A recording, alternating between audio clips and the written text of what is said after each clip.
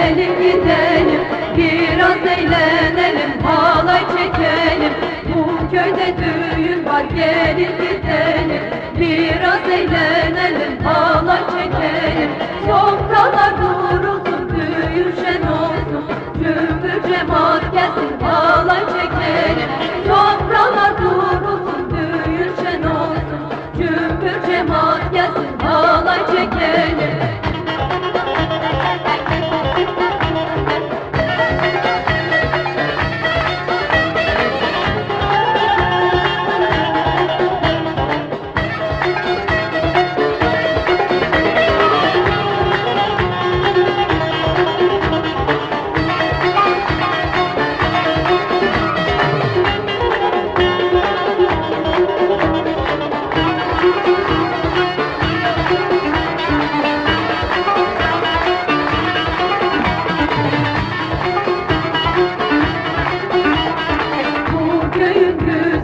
Suya gidiyor, destesi elinde su dolduruyor.